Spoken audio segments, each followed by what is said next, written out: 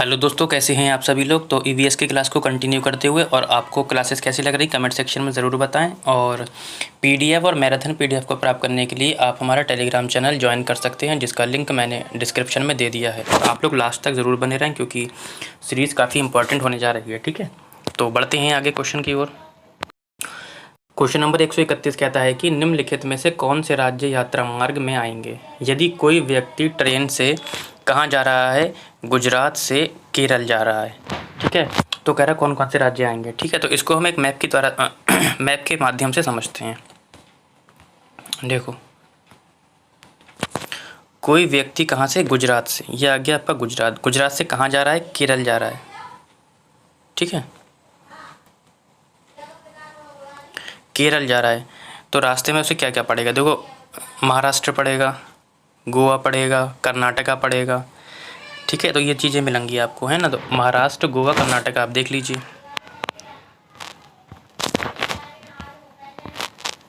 देखो, महाराष्ट्र और कर्नाटक दो ही चीज़ें हैं इसमें।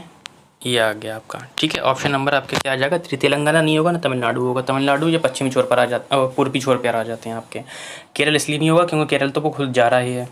ठीक है, तेलंगाना भी नहीं होगा, आंध्र प्रदेश भी नहीं होगा, ये भी नहीं होगा। ठीक है, तो मैप के माध्यम से समझिए आप लोग, एकदम क्लियर हो जाएगा आप लोगों को। और क्वेश्चन नंबर 132 कहता है कि एक शिक्षिका नागफनी के पौधे की अवधारणा को स्पष्ट करते हुए इसकी प्रमुख विशेषताएं निम्न प्रकार बताती है।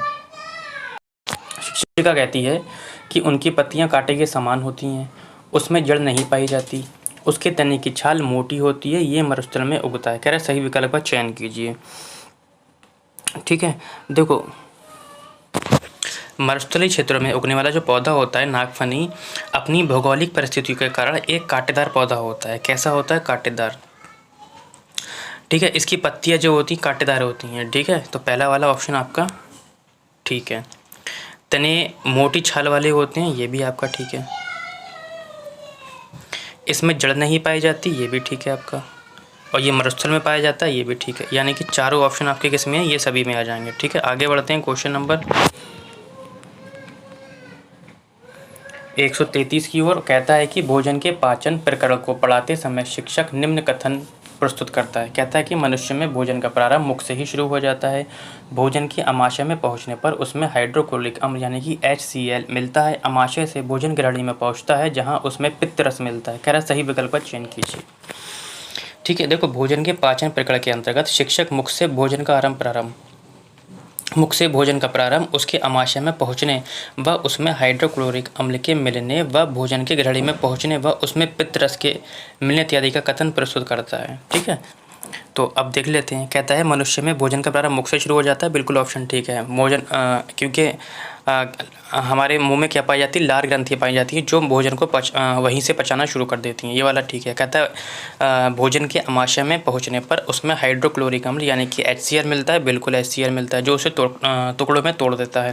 उसके बाद जब अमाशय से भोजन ग्रहणी में पहुँचता है तो उसमें पित्तरस मिलता है, ये भी आपका ऑप्शन ठीक है। तो यानी कि ऑप्शन नंबर हो जाएगा आपका ये सभी। ठीक है, आगे बढ़ते हैं।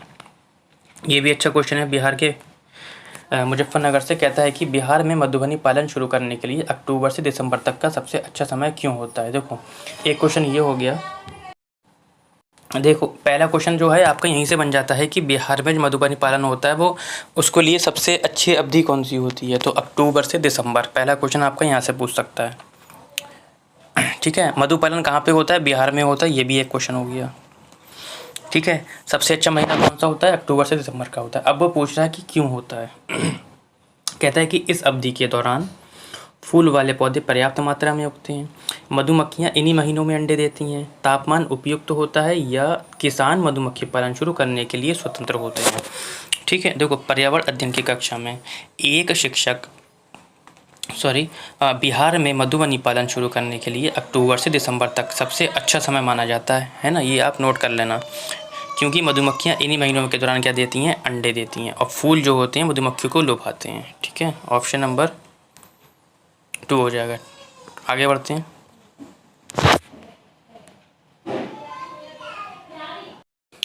क्वेश्चन नंबर 135 कहता है कि पर्यावरण अध्ययन की कक्षा में एक शिक्षक रिंग ऑफ फायर के संबंध में निम्नलिखित तथ्य लिखता है। भूकंप, ज्वालामुखी, प्रशांत महासागर, जंगल की आग।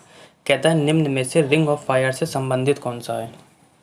ठीक है, देखो पर्यावरण अध्ययन की कक्षा में एक शिक्षक रिंग ऑफ फायर का वर्णन करता है। अब रिंग ऑफ फायर है क्या, इसका संबंध जो है रिंग ऑफ फायर का, भूकंप हो गया आपका, क्या हो गया, भूकंप हो गया, ज्वालामुखी हो गया, और आपका क्या हो गया, प्रशांत महासागर के चारों ओर महासागरीय तटीय भागों में जो सक्रिय ज्वालामुखी की पट्टी मिलती है। सक्रिय का मतलब होता है जो कंटिन्यू फटते रहते हैं।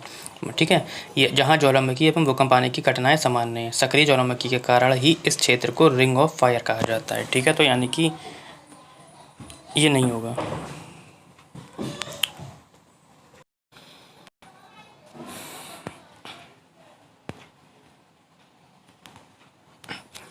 क्वेश्चन नंबर 136 कहता है कि क्या आपने अपने घर या स्कूल के आसपास जानवर देखे हैं जिनके छोटे बच्चे हैं। अपनी नोटबुक में उनके नाम लिखिए। शिक्षिका द्वारा इस प्रश्न के माध्यम से किस प्रकरण कौशल का आकलन किया गया है।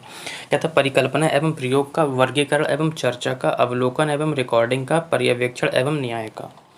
ठीक है, तो बच्चों द्वारा अपने घर एवं स्कूल के आसपास छोटे बच्चे वाले जानवरों का अवलोकन कर अपनी नोटबुक में नाम दर्ज करना। संबंधित गतिविधि के संबंध में शिक्षिका द्वारा प्रश्न पूछने के माध्यम से अवलोकन एवं रिकॉर्डिंग प्रक्रमण कौशल का आकलन किया गया है। किसका, अवलोकन और रिकॉर्डिंग का। ठीक है, अवलोकन में क्या होता है, बच्चा खुद से करके सीखता है, यानी कि महसूस करता है। जैसे कि हम भ्रमण पर ले जाते हैं बच्चों को, तो वहाँ पर उस पर क्या होता है, अवलोकन शक्ति का विकास होता है। ठीक है, आगे बढ़ते हैं।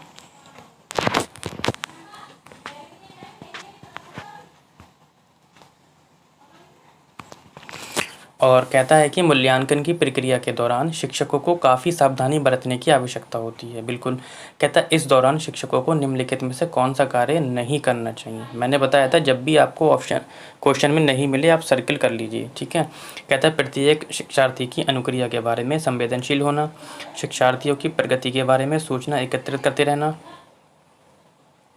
कहता है शिक्षार्थियों को विभिन्न वर्गों में विभाजित कर उनके बीच तुलना करना, या शिक्षार्थियों की विभिन्न प्रकार की सूचनाओं को अभिलेखबंद करना। ठीक है, देखो प्रत्येक शिक्षार्थी की अनुक्रिया के बारे में संवेदनशील होना, बिल्कुल ये ऑप्शन ठीक है। कहता है संवेदनशील होना चाहिए बच्चों के लिए। कहता है शिक्षार्थियों की प्रगति के बारे में सूचना को एकत्रित करना, बिल्कुल उसने क्या किया, कैसे किया, कहाँ गलती की, ये सब एकत्रित करना। शिक्षार्थी को विभिन्न वर्गों में विभाजित करना, मैंने बताया था आप लोगों को बच्चों को वर्गों में विभाजित नहीं करना है। ठीक है, ऑप्शन नंबर 2 गलत हो जाएगा, 3।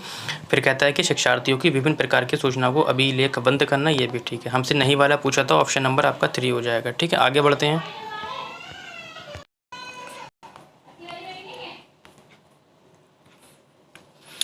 कहता है कि पर्यावरण अध्ययन की एक कक्षा में शिक्षक छात्रों से उनकी गर्मियों की छुट्टियों में किए गए भ्रमण पर बातचीत कर रहा है, क्योंकि वे अपना समय बिताना चाहता है इसलिए ऐसा कर रहा है। वे शिक्षक कार्य नहीं करना चाहता है इसलिए ऐसा कर रहा है। छात्रों से प्राप्त सूचनाएं पाठ्यक्रम के निर्माण में सहायक हैं या छात्रों के अनुभव ज्ञान रचना का आधार हैं।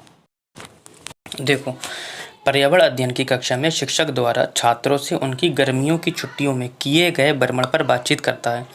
छात्रों के अपनी छुट्टियों में प्राप्त किए गए अनुभव को जानना है, क्योंकि छात्रों के अनुभवों ज्ञान रचना का क्या है, आधार है। क्यों, तथा जब छात्र अनुभवों के माध्यम से ज्ञान प्राप्त करते हैं, अनुभव के माध्यम से, तो ये अधिक स्थायी एवं उन्हें वास्तविक जीवन से जोड़ने वाला होता है, जो नवीन ज्ञान के विकास, अधिगम एवं समायोजन में क्या होता है, सहायक होता है। ठीक है, तो ऑप्शन क्या हो जाएगा आपका, 4th हो जाएगा। ठीक है, कहता है कि वो टीचर इसलिए पूछ रहा है क्योंकि समय बिता रहा है, कार्य नहीं करना चाह रहा है, ऐसा कुछ नहीं है। ठीक है, आगे बढ़ते हैं क्वेश्चन नंबर 139 की ओर। और क्वेश्चन नंबर आपका 139 कहता है कि एक शिक्षिका प्रत्येक बच्चे से अपने घर की रद्दी सामग्री से कुछ उपयोगी वस्तु बनाने को कहती है। शिक्षिका का शैक्षिक अभिप्राय इसमें से कौन सा नहीं है, ये ध्यान रखना है। वो कहता है कि कौन सा नहीं है, बच्चों से रद्दी से सामग्रियाँ बनवाने के लिए कह रही, कह रहा है कौन सा नहीं होगा। ठीक है, देखो शिक्षिका क्या कर रही है कि शिक्षक जो कर रही है कि बच्चे से अपने घर की रद्दी सामग्री से कुछ उपयोगी वस्तु बनाने को कहने का शैक्षिक अभिप्राय जो कर रही है। इससे क्या होता है कि बच्चों में सृजनशीलता का विकास होता है, उसमें नवीनता एवं लकीर से हटकर सोचने की क्षमता का विकास होता है। ठीक है, और बच्चों को पुनः चक्र एवं पुनः प्रयोग एवं रूपांतरण की समझ विकसित करती है, हो जाती है इससे, है ना।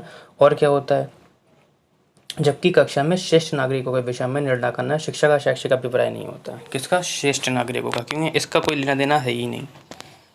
आपका ये ठीक है, ये ठीक है और ये भी ठीक है। ठीक है, आगे बढ़ते हैं। क्वेश्चन नंबर लास्ट आज के क्वेश्चन का कहता है कि प्राथमिक स्तर पर आकलन में शामिल होना चाहिए। कह रहा है प्राथमिक स्तर में क्या शामिल होना चाहिए, आकलन कर रहे हैं आप अगर तो। ऑप्शन कहता है कि छोटे बच्चों को उत्तीर्ण तथा अनुत्तीर्ण करना। मैंने कहा ना अभी आप लोगों को, बच्चों को ना ही किसी वर्ग में बांटना है, ना ही उत्तीर्ण और अनुत्तीर्ण पे तय करना है। ठीक है, शिक्षकों द्वारा सतत और असंरचनात्मक तरीके से किए गए अवलोकन को बालकों और अभिभावकों के साथ बांटना। बिल्कुल, ऐसा करने से क्या होगा बच्चों में, ऐसा करने से क्या होगा, मानसिक विकास पर क्या होगा, सकारात्मक प्रभाव पड़ेगा। ठीक है, यानी कि ऑप्शन नंबर आपका 2 हो जाएगा। ठीक है, तो आज के लिए इतना ही। लास्ट में ज़रूर बताएं कि आपको क्वेश्चन कैसे लगे।